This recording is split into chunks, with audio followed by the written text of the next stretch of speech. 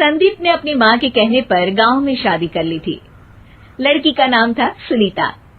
माँ का कहना था एकदम मॉडर्न बहू नहीं होनी चाहिए, लेकिन उन्हें नहीं पता था कि गांव से आने वाली बहू सुंदर सुशील तो होगी और उसको गांव से बाहर भी निकाल लाएंगे, लेकिन उसके अंदर का गांव कैसे बाहर निकलेगा। शादी के कुछ दिन बाद, माँ टिफिन तो देना जरा। बेटा अब तो स्कूल नहीं ऑफिस जाता है, माँ से नहीं अपनी बीवी से टिफिन मांगा कर। ओके माँ। सुनीता टिफिन ले आओ। एक किलो टिफिन, इसके अंदर पिस्ता डाल दिया है। पिस्ता? पिस्ता क्यों? सास जी ने बोला था ना कि आपको पिस्ता बहुत पसंद है। ओहो, मैंने पिस्ता नहीं पास्ता बोला था, पास्ता। पास्ता?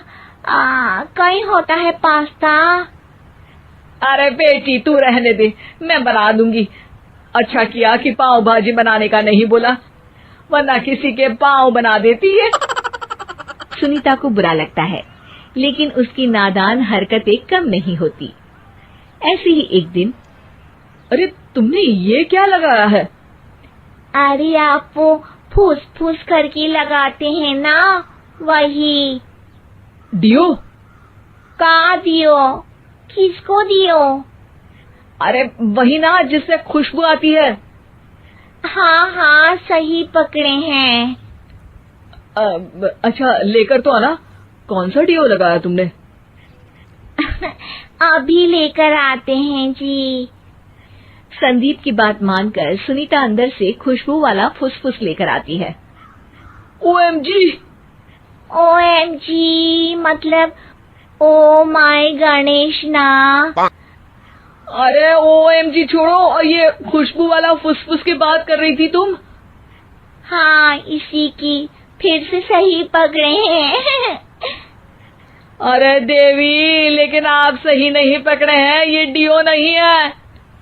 डियो नहीं है तो क्या लियो है? अरे ये रूम फ्रेशनर है, जिसको कमरे में छिड़कते हैं, खुद पर नहीं। कोई बात नहीं, माँ कहती थी आत्मा किराएदार है, शरीर एक किराए का कर्म। हम शरीर पे ये डाल लिए तो क्या फर्क पड़ जाएगा। अरे बहू, ओ बहू, मेरे लिए फल तो ले आ, फिर मैं बाजार जाऊंगी। सुनीता अपनी सास के लिए फल लेकर आती है। अरे बेटा, पपीता, तरबूज और सेब फल ऐसे कैसे खा लूं? काट कर तो ले आ। माँ जी, मेरे गांव में तो खेत से उठा के सीधा खा लेते हैं। अरे ये तेरा गांव नहीं है ना। अरे संदीप, तू ही कुछ समझा देना इसको बेटा। मैं कैसे समझाऊं माँ, ये तो माइक्रोवेव को भी भट्टी बोलती है। कल मैंने बोला हाय कैसी हो, तो बोलती है किसी को हाय नहीं लगानी चाहिए। अरे सुनीता, तेरा क्या होगा? अभी तो कैसे बताऊं माँ जी, अभी हम कुछ करेंगे फिर पता चलेगा क्या होगा, लड़का या लड़की। हे भगवान, कहाँ से आ गई है? रामपुर से जी, आप ही तो लेकर आए थे मुझे। अरे मुझे माफ कर दो। पहले कोई गलती तो करिए जी, आपकी तो सारी गलती माफ कर देंगे हम। हाँ अरे बहू, मेरी बात सुन। फल यानी कि फ्रूट जब भी लाए ना तो काट कर लाना, ठीक है?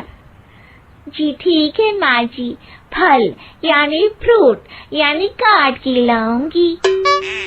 सुनीता रोज ही कोई ऐसी हरकत कर देती जिसकी वजह से उसे घर में दो बातें सुननी पड़ती। एक दिन, माँ मेरे बॉस घर पर आने वाले हैं शाम को, उनका बर्थडे है, फैमिली साथ नहीं रहती उनके, तो यही पार्टी कर लेंगे। उनको अच्छा लगा तो शायद मेरा प्रमोशन भी हो जाएगा। मैं ना फ्रूट केक लाकर फ्रिज में रख दूंगी और तेरे साथ आज खाना मैं बनाऊंगी, ताकि जब साहब आए तो खाने में कोई गड़बड़ ना हो। शाम को जब सारी तैयारियां हो जाती है, संदीप के साथ बड़े साहब भी घर आते हैं। फ्रूट केक तो ले आना बहू, फिर खाना खाएंगे। अरे इस सब की क्या जरूरत थी, आपने बुलाया वही काफी है। सर, आपका परिवार शहर में नहीं है तो हम ही आपके परिवार जैसे हैं सर। इतने में ही सुनीता फ्रूट केक लेकर आती है और बड़े साहब की टेबल पर रख देती है, और जैसे ही केक के ऊपर का बॉक्स हटाती है, ओह, ये क्या है? केक तो कटा हुआ है। मैं तो ऐसा नहीं लाई थी। आप मुझे शाबाशी दे सकती है माँ जी, मैंने ही केक काट दिया। आपने कहा था ना, फल यानी फ्रूट यानी हमेशा काट के लाना, तो फ्रूट केक भी तो फ्रूट ही है ना, तो मैंने पहले ही काट लिया। हूँ ना मैं समझदार। अरे बहू, ये क्या किया? केक हमेशा वही काटता है जिसका जन्मदिन होता है। तुझे एक बात भी समझ नहीं आती, एक नंबर की बेवकूफ है। पूरा माहौल बिगड़ चुका था। संदीप को लगने लगा था कि साहब उसे प्रमोशन तो दूर की बात है, कहीं डिमोशन ना दे दे, लेकिन साहब बीच में ही बोल पड़ते हैं। अरे कोई बात नहीं, ये इनकी बेवकूफी नहीं है, इनका भोलापन है। बेटा आप कहाँ से हो? रामपुर गांव से। अरे वाह, गांव से? फिर तो आपके गांव में ताजे फल और सब्जियां मिलते होंगे। हाँ, सही पकड़े हैं। हम तो काटते भी नहीं, सीधा खा लेते हैं। मैं ना एक बार तुम्हारे गांव घूमने जरूर चलूंगा। क्यों संदीप, ले चलोगे ना? मुझे गांव घूमना बहुत पसंद है। बस फिर क्या था, संदीप और सास दोनों खुश हो गए, क्योंकि साहब को सुनीता ने गांव की बात करके खुश कर दिया था। अब संदीप का प्रमोशन पक्का था। शिक्षा, कभी भी किसी भी गलती पर घबराना नहीं चाहिए। हो सकता है कि उस गलती की वजह से आगे बड़ा फायदा हो जाए।